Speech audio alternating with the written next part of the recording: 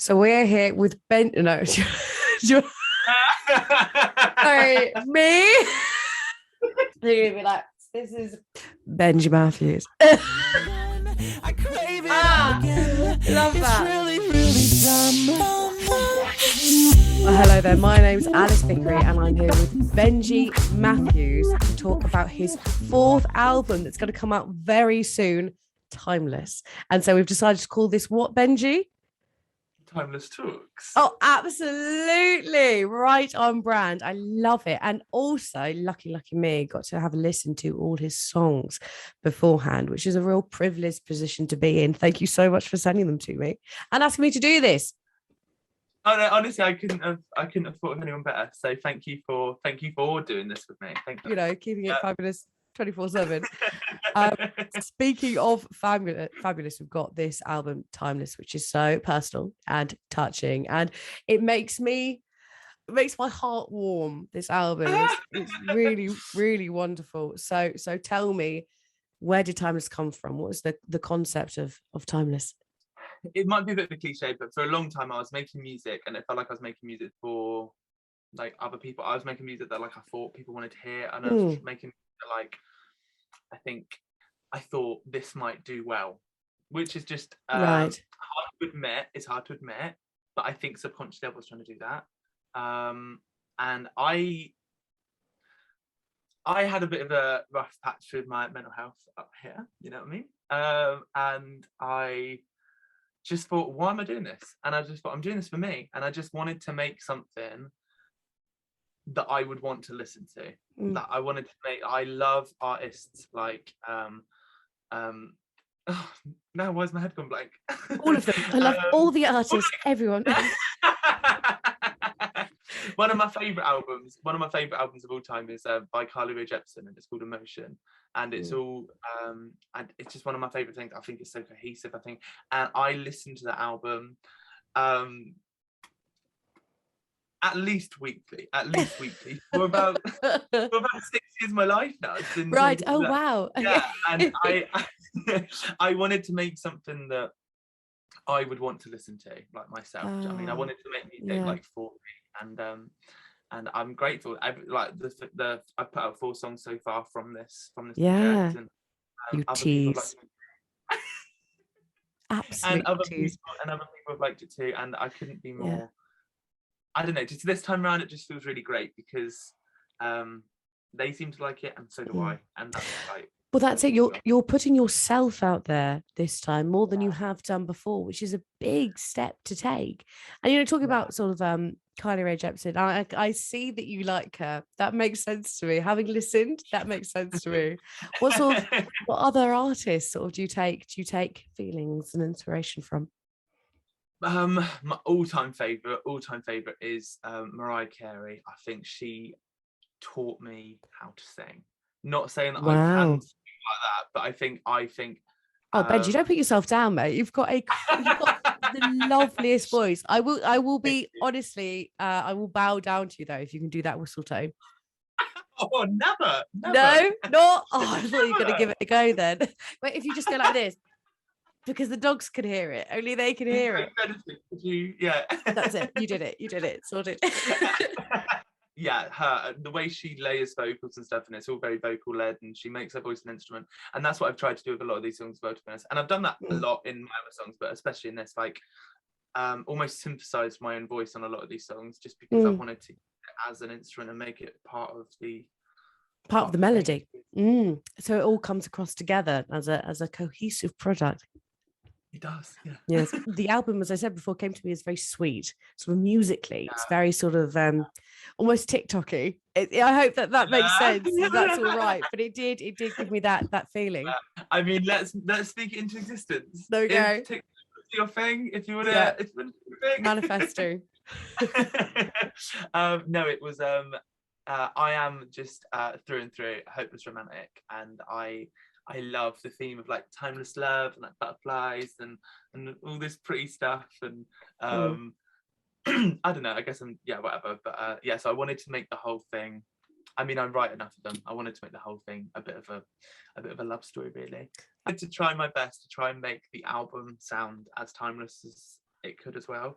So I tried to, a lot of the songs, God's Favourite, probably the most. I wanted to try and make it sound either 80s inspired, or some of the songs, Ride With Me, I wanted that to sound kind of even futuristic. Like I wanted him to all take a piece of music from some kind of era, and I wanted to try and make it timeless. In a lot of my lyrics on this, I've drawn references to like we'll get into it. We'll get into it, baby. So starting off, we've got Mate Prelude. Now you've got 2 preludes here for 4 songs. Why is that? What made you think, I'll give this a go? I'd written a lot of these songs and I'd done a lot of these songs. Mate was the one where I was like, oh, this is the one. And I was like, this is the one. I want to kickstart the whole thing. So I knew for a start that song was really like special to me. So I wanted to do a prelude, and I wanted to do a prelude to link up what I've done before, and almost so I sample I sample an old song that I'd done. I love that. And I put it in this because I wanted to link up the flow between where you were and where you are now. Love that. Love that. Because the old song that I sampled in this has a similar theme to what I wanted the album to be, so I just felt this feels right. I wanted it to sound really like Game Boy music. Yeah. Like I think they call it like 8-bit. I wanted it to be kind of like 8-bit inspired, and I wanted it to sound like, because to me that's nostalgic. I don't know why, because I'm the furthest thing from a Game Boy that you can think of. Benji, that's not true. You're the first thing that comes up in my Sure. Okay. I wanted it nostalgic for you. Yeah, it's just nostalgic, and I wanted it to sound like that. And same for Timeless Prelude. That's another song. I named the album after it. It's just an important song in the album, and I thought I used some verses that I didn't put in the final cut in this prelude, and just to put extra emphasis on like these are like the most special songs, the important ones. Yeah, and it ties it all together as well when you've got those different sort of concepts coming together to create the start of the album, Mate. So Mate, unsurprisingly, is about being friend zoned. I feel like that makes sense. It's a good title. Gets you right into the heart of the song.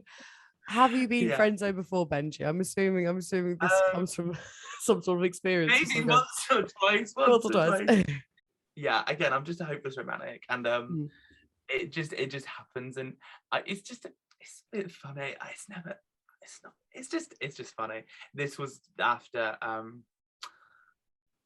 wrote this basically like straight after it happened, and I wasn't hurt, I wasn't in my feelings. I was just like it's how people talk, isn't it? It's how people talk. You'll be like, oh, you're right, mate, and you might not even think anything of it. But if you, I don't know, basically someone said that to me, and I was like,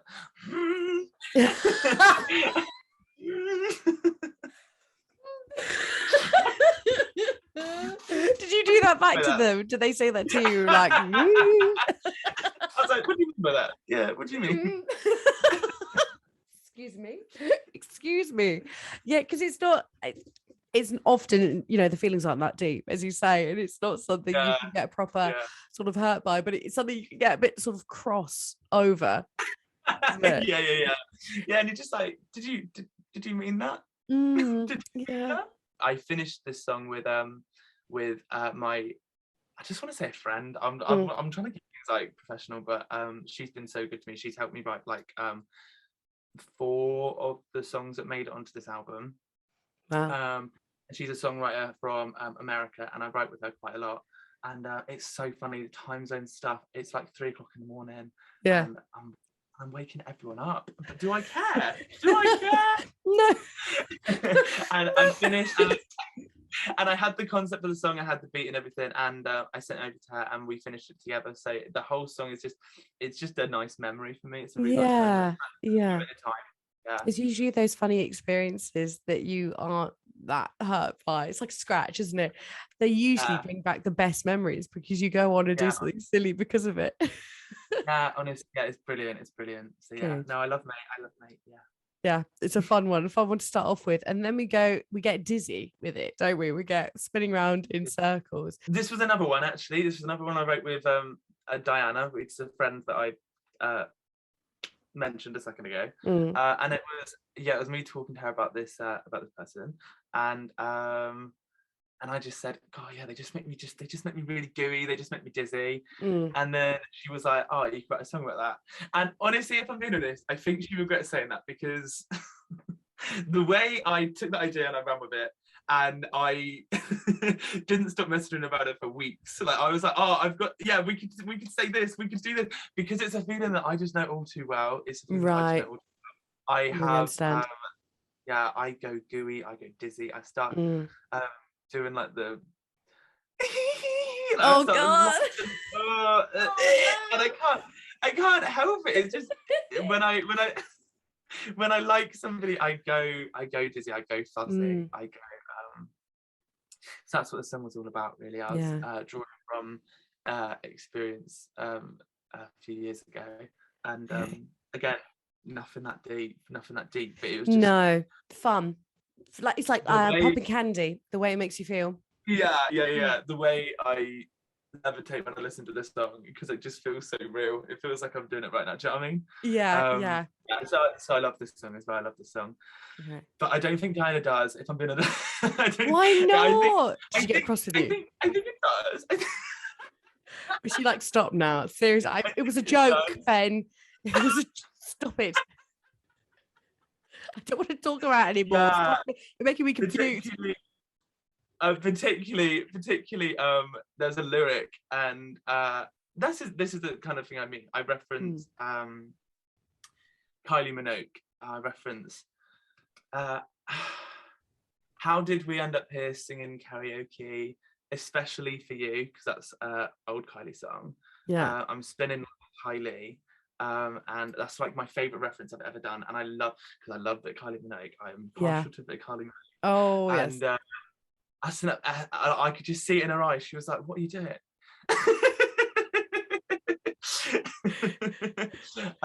But no, I had such fun with this song, and we had such fun writing that song, and good. I'm just happy how it turned out. Yeah. Is it about the same person, or is it about sort of an eclectic mix of people and feelings? No, definitely. And it's about people who, honestly, I don't even know if they'd remember my name. Like, really? It can be such a niche moment in time. Yeah. It just meant a lot to me. I don't even know if they would. Like, I mean, I'm sure they would. I mean, I'm unforgettable. No, but it doesn't. Obviously, please enter a room. You're going to forget me. You're joking.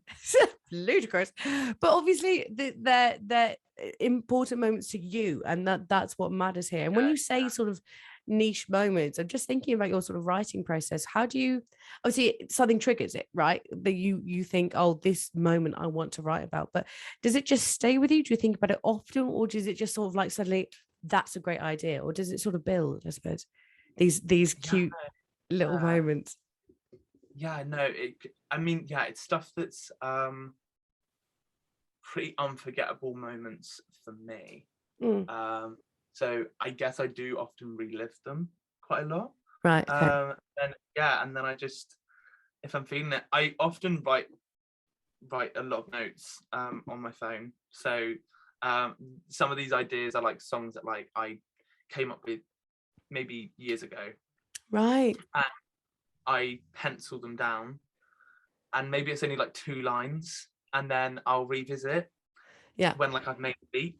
And then I'll revisit like, oh, what's some of my old ideas? And I'll pick it out and I'll be like, oh God, I love this experience. I mean, I love this experience. Yeah. Lovely. And then we have Candy in the Sky, which is next, which I have to say is by far the cutest song in the album. So it was defo like a honeymoon period kind of situation. And it was just, I was, what's the word? Is it infatuated? Yes, we've all been there. Yeah, and we would talk on the phone all night until literally. That's very romantic, Benji. On the phone. I'm sorry, people don't talk on the phone anymore. That doesn't happen unless you're really comfortable with someone. That doesn't happen.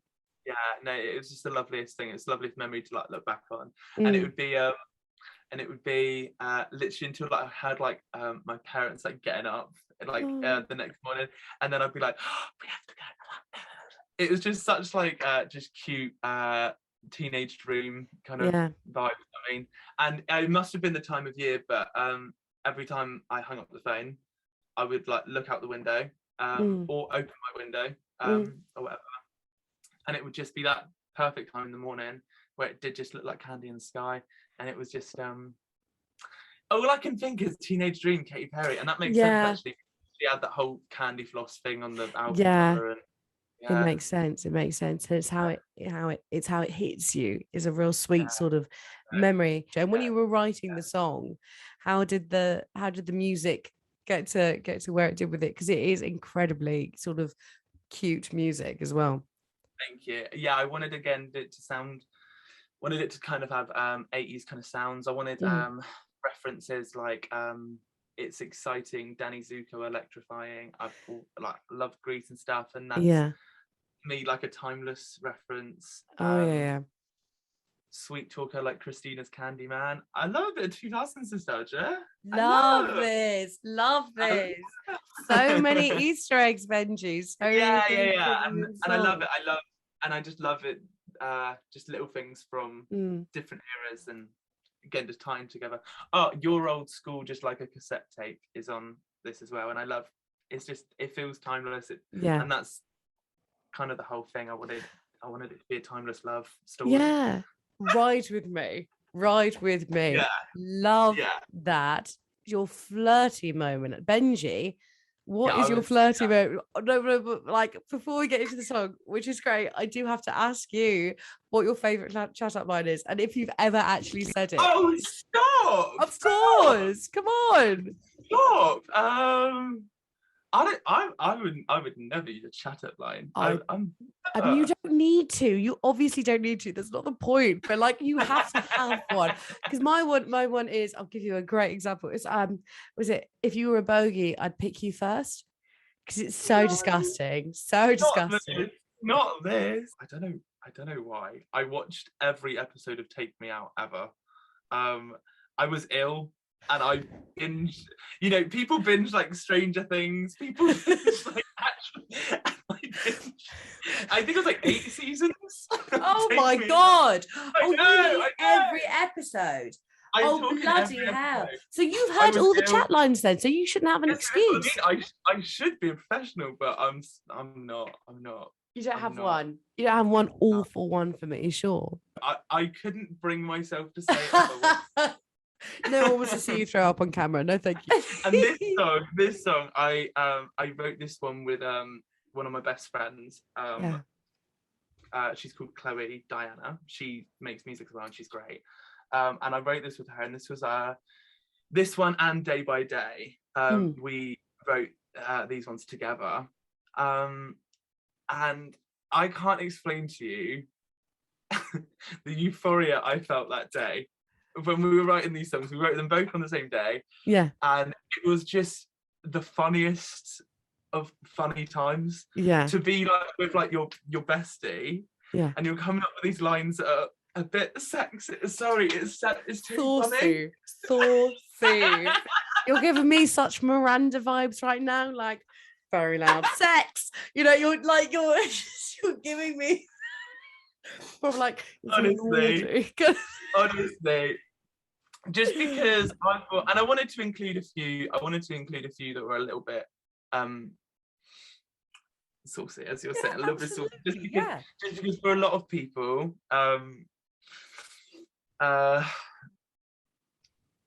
that kind of side of things is important in relationships and stuff. And I thought, you know, for a lot of people, not everybody, and I just thought I wanna include that on my little love story journey. Is it important to you? No. You prefer the flirting. I'm partial to a flirt. I am partial to a flirt. Okay. Yeah. But it's not as important as the romantic side of the whole thing. Oh, definitely not. Definitely not. And I suppose as you said at the beginning about you sort of wanting this album to be music you would listen to and feelings you can relate to. So it's for you. What does this song do for you? How does it make you feel listening back to it? It makes me feel like I am Ariana Grande. Okay, on a bike with a ponytail and the cap. Are you riding? You're riding with me, right? Yeah, it all just clicked into place. It all just made sense. It all makes sense. It's the funnest song on the album because it's so, I think so. One of my favorite lyrics in it is God, and even some funny to say it. When I'm singing it, it doesn't feel that naughty. But when I'm saying it, it's like, come on, you want to hear it? Are you a One Direction fan? Uh-huh. They had this song, and it was 12-year-old me. I didn't know what to do with myself when the song came on.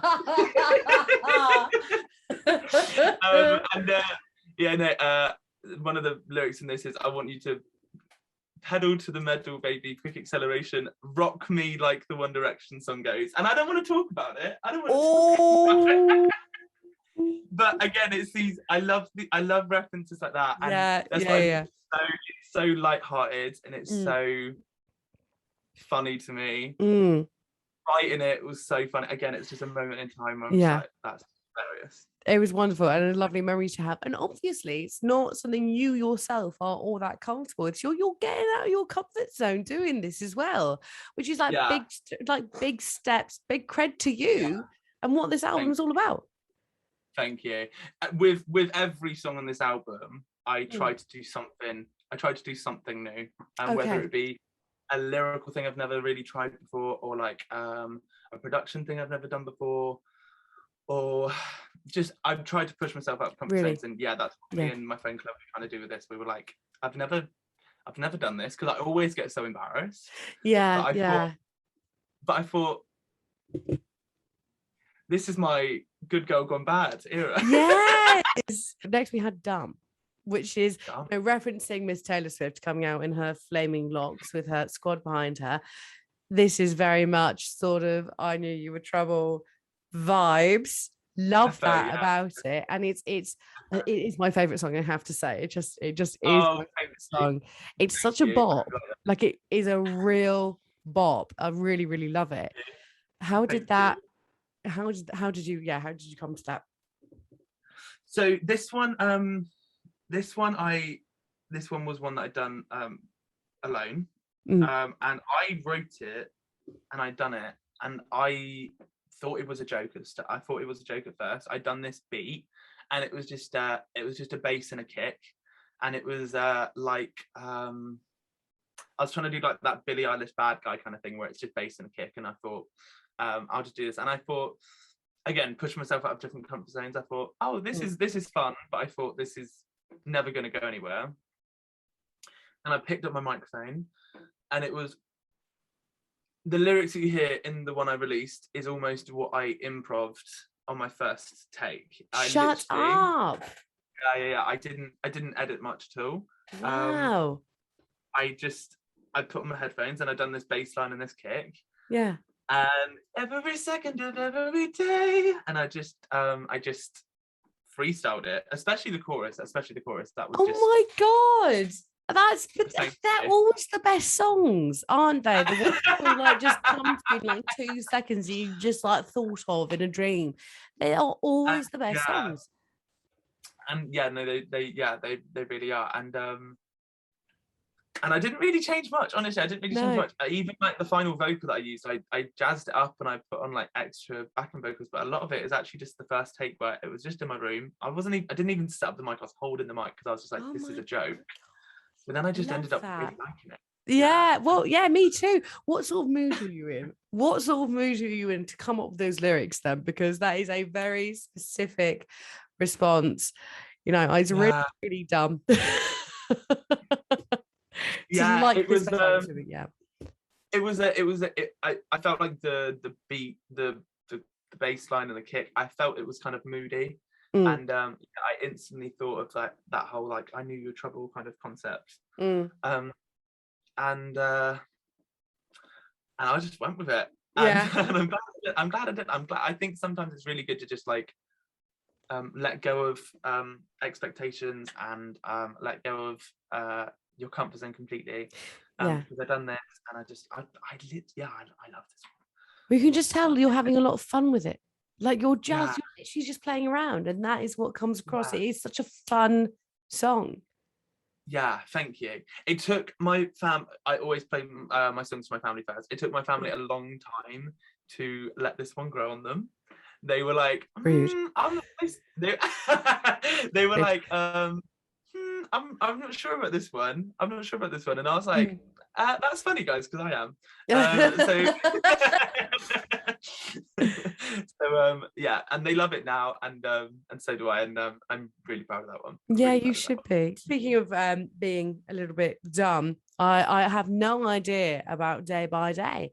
You've mentioned it several times, but I don't know what it's about. I'd really like to hear from you how you feel about this one, and what kind of mood you have to be in to write it, because this is a step up from Ride With Me, isn't it? This is like next level. Yeah, I don't know. Again, I done this beat, and it was a little bit moody, and it was and when I listened to it, I was like, I feel like I could be James Bond right now, but I'm not. Who do I think I am? But Daniel Craig, I did hear his contract up, so exactly. Yeah. The next movie.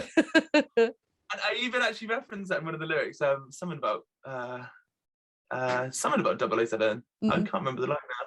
Something about 007. But it just felt it did feel a bit sexy, and I was like, I don't know who I think I am, but I'm just gonna write this.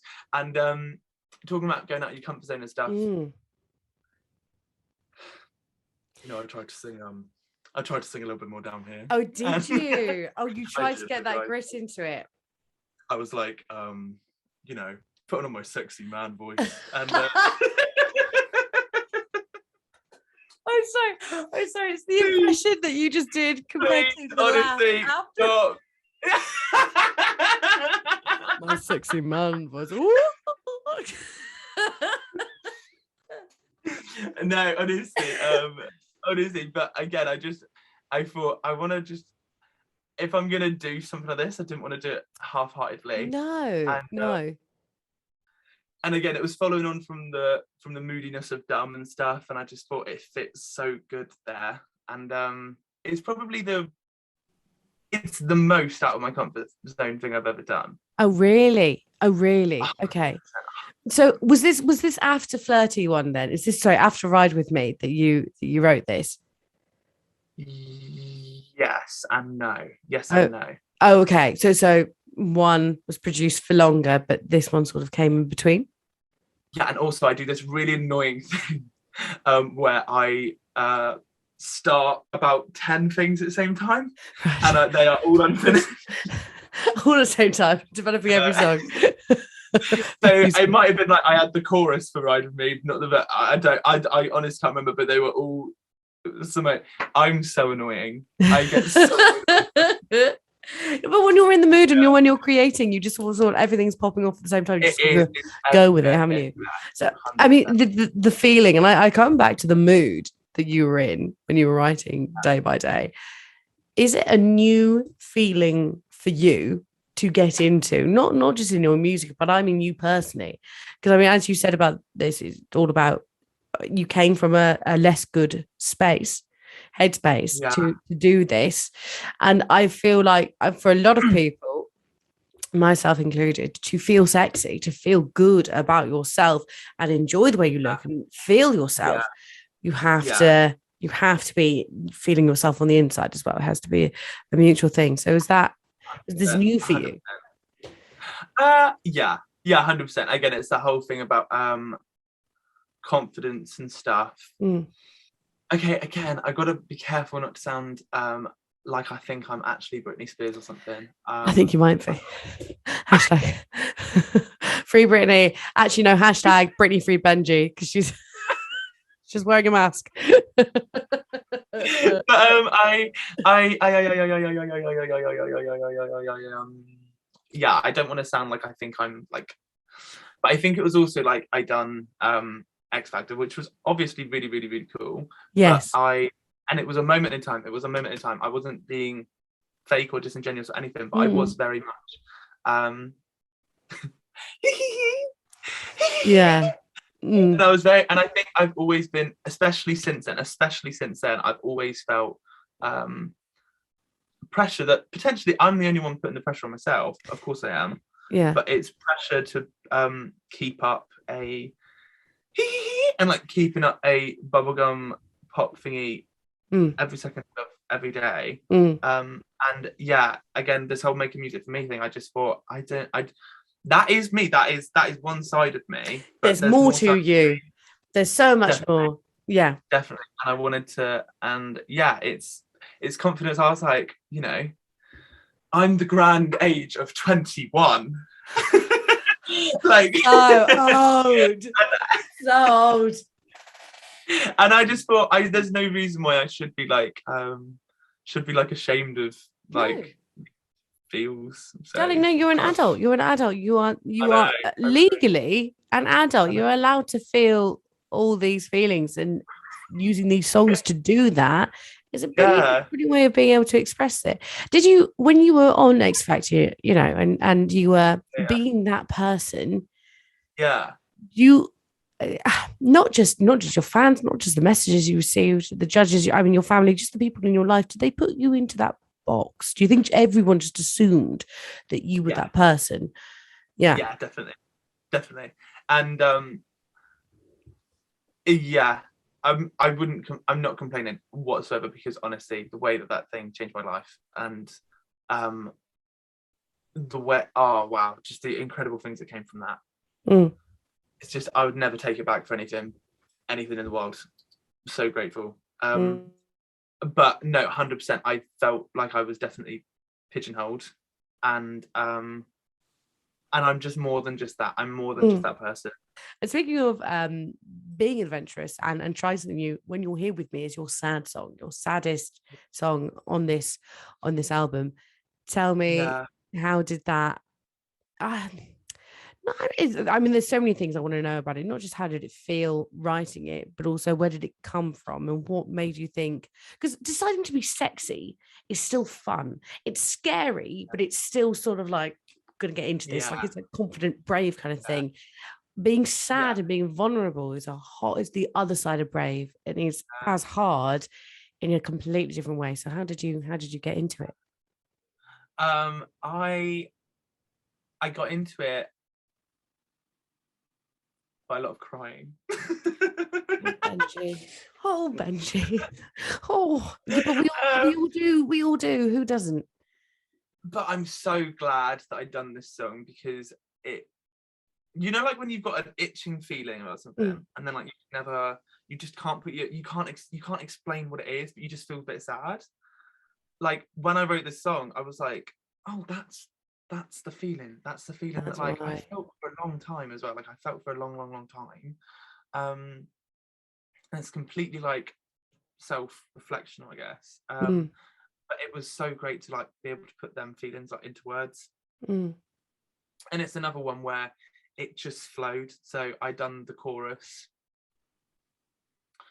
not the vocals, but I voice note a lot of my ideas. Right. And the original voice note is basically the chorus that you hear now. Like it was just another one that just I improvised, and it just flowed out. And it was like, when I done it, I was like, it just felt like a weight was off my shoulders. Yeah. It just like great, this whole feeling coming through. And what set it off? About just feeling second best, honestly, just feeling second best. And for whatever reason that might be, like whether it's because, you know, you don't feel the prettiest, whatever that is, or you don't feel like the funniest, or whatever it is, like just whatever it is, like it's a feeling that I've had in like a lot of relationships, like friendships and relationships, and like even like family. I mean, it's something that, or even work. Like sometimes you just don't feel like your connections in life. Yeah, 100%. So I mean all kind of relationships, and I mean like even with work, like sometimes you just don't feel like you're as good as this person, and it's so stupid because comparison is like, what the hell, like why, it's no good for anything. It is just all about comparing yourself to other people and feeling like second best. And then sort of times triple 100 that with social media and in Instagram. What's your relationship with social media like? Did it have a big impact on this song or just generally? I hate it.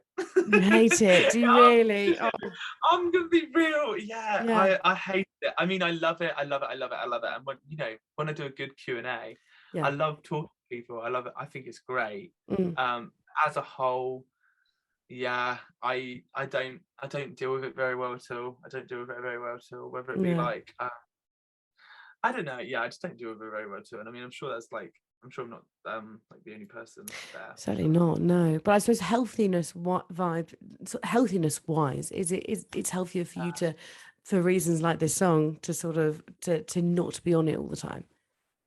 100%. Yeah, no, I Mm, definitely spend a lot less time on it than I did when I was like teenager. mm, Um, and it's for that reason of just like I don't know, I can get so in my head about things, and mm.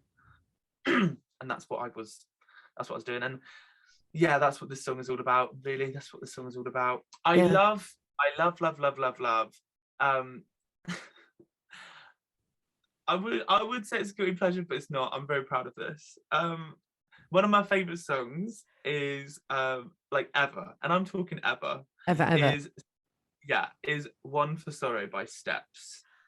Are you familiar? Yes, I am. Of course I am. Okay, all right. I Love love, this. yeah, that song is everything because it makes me want to cry, but at the same time, it just makes me want to dance. It just makes me want to dance. Dance the feelings out. Dance the emotions Yeah, out. Yeah. 100%, Yeah. 100%. Dance all of your problems away. And a similar song is like Dancing on My Own, that Robin song. Yes. Oh, when That I'm in the corner. Robin song. Yeah. Absolutely. Honestly, Mm. you makes you want to cry, but it just makes you Just yeah, makes you exactly. So it's like crying in the shower, isn't it? But like with more dancing. But obviously, because it's crying and dancing. 100%. But you know, and it's like sort of like all there's so much going on around you that you can just let those feelings out and have no shame in doing so. And that's what this song Yeah, was for you.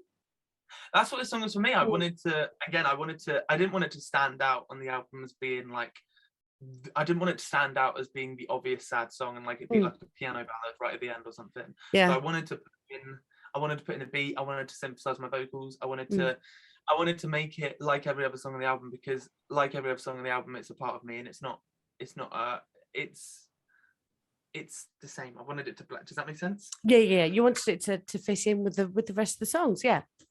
But Yeah. So stand I out as something on its own. Good, and it's one of those songs as well. It was one of those feelings that the whole point is that it will unfortunately always be there because everyone has insecurities and everyone is going to suffer. It's same as sort of mental health, same as all these things that will be with you, but it depends where you are in your life and how you deal yeah. with it. And that's when we get No Time to Cry, which It is. that's when this happens. That's when this happens because you've got no time to cry, baby. You've got things to Yeah. do. You have We things do. to We do. do. Booked and busy. Yeah, Booked and absolutely. busy. Absolutely. So when did this? How did this? Yeah. So you wrote this one. You got it all out. You had all the emotion, and then you wrote No Time to Cry.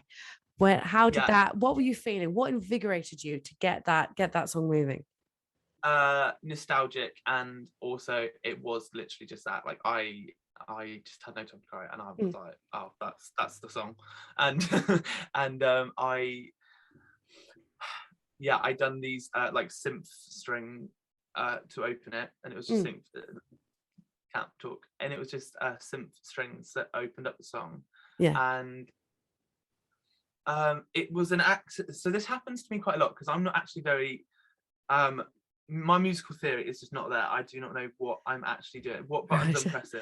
It is Makes sense to you. You've got funny names for all the buttons, haven't you? Do you have like that was the honestly, ticker? That was the honestly, upping. and I don't know the courses, but did it go in? No, I absolutely did not. So this happens to me quite a lot. It was a chord that I done wrong, but it just sounded so right. and I done it, and it sounded so it just made me want to cry, and I don't know what it was. I don't know what it was, but just made me want to cry. It was just this really nostalgic feeling of like wanting to run away, wanting to like wanting to just I'd run away, start a new life. Do you know that whole feeling? Do you know? Please tell me. No, I know exactly what you mean. When you're just like, I'm so done with Yeah. all of this. Go Yeah. away. I need to go. I need to go and do me now. Can you all leave me alone so I can go do me? I think everyone knows that. I think everyone has been experiencing that feeling for the last year and a half. I think everyone's been like, no. 100%. And yeah. And the first line in the song is, "Get me on a train anywhere from here." And that is literally just how I felt, and it just but just the beat, it just makes I don't know what it is, it makes me feel so it just makes me feel so nostalgic, and it makes me feel so, and I don't even know really what I'm being nostalgic of. It just makes me feel so emotional. This is probably like one of my most emotional songs on the album to me. I don't know if it will be to anyone else, but to me, I don't know what it is. It's just something about them synth strings, and it just and it was at the end where I'm almost, I really had to hold back, because again it felt really emotional, and it was and I was holding myself back from not just like shouting, but it was fake smiles and brave faces, memories in all these places, pretending I'm not phased, thinking maybe it won't hurt when I'm dancing. And it was the beat, the cymbals I'd done, and it was all very like, I'm getting into it. And when I'd done this final vocal, I did just feel like, like I felt like Released.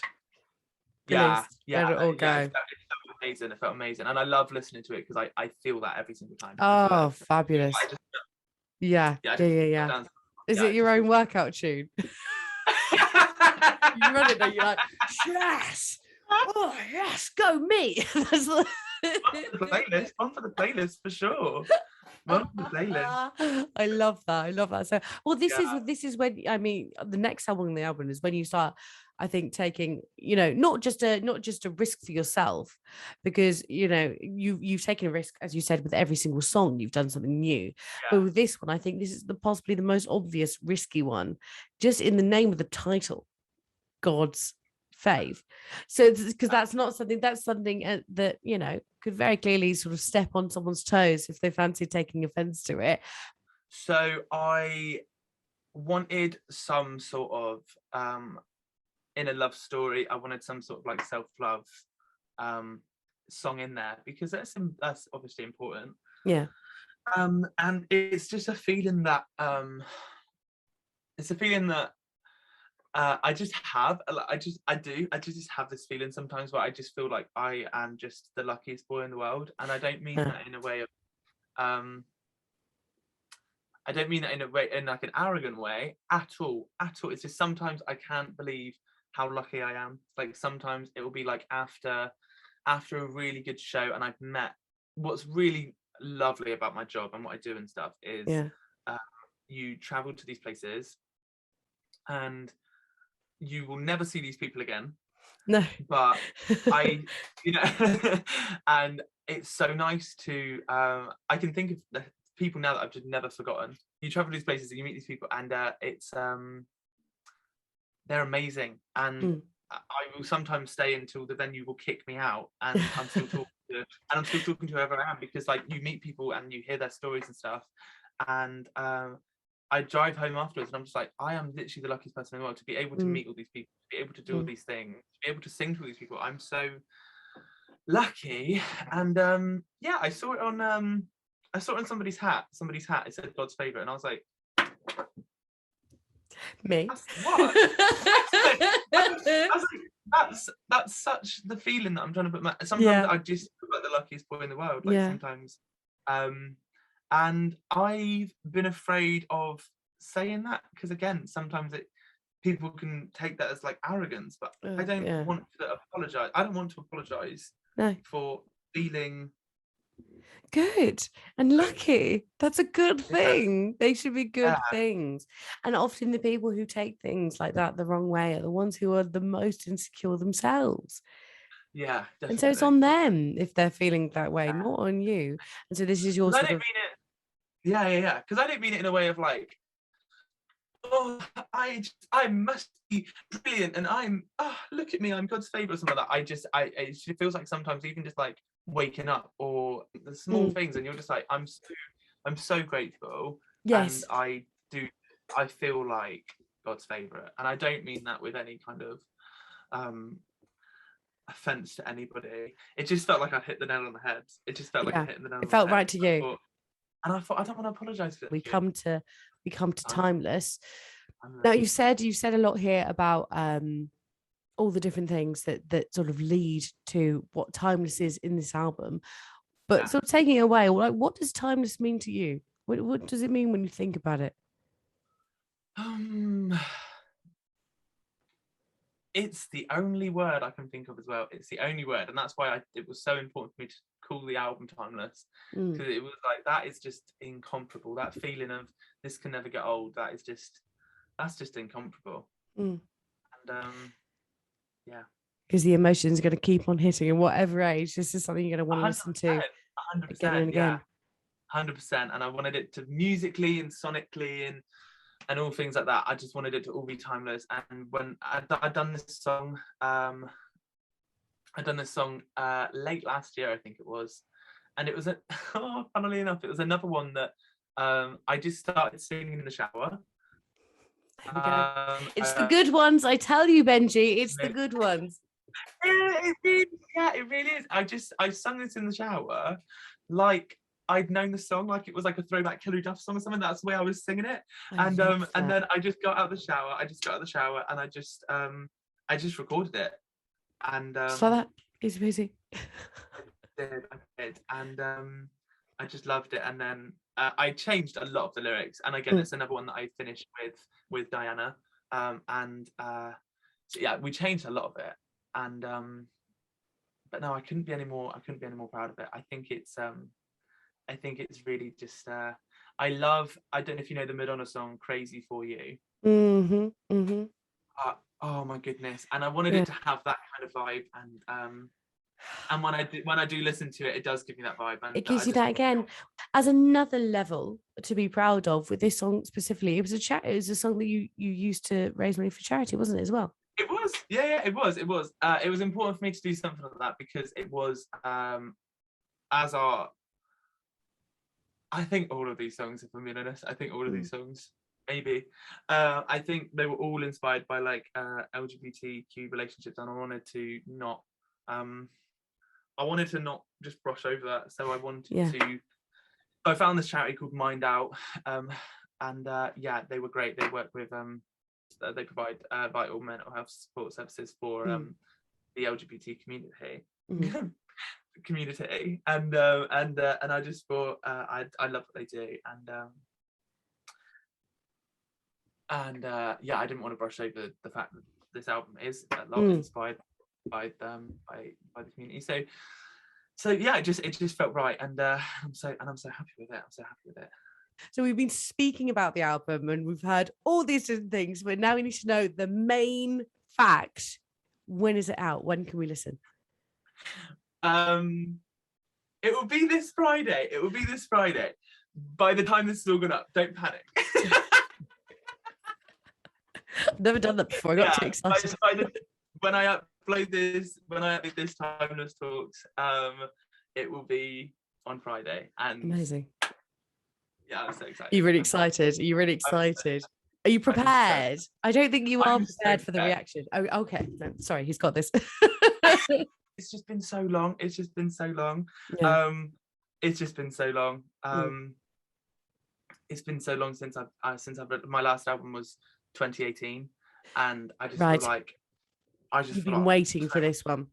So much has changed since I was 18, obviously, and I'm so ready. We're so excited. And where do we find you? I know you might not be the biggest fan of social media, but I'm sure people want to see your lovely face. Where do we find you? Benji's Real Music, on my Instagram, on my TikTok, on my Twitter. That's all Benji's Real Music. And my Facebook and my iTunes and Spotify and Apple Music and all that jazz. That's all Benji Matthews, just my name. Benji Matthews. Okay, fabulous. All right, well, we'll go and follow you on all of that. Benji, best of luck. We cannot wait. Yeah, no, just thank you. You're great. You're great. I can't wait. Can't wait, Benji. It's going to be fabulous.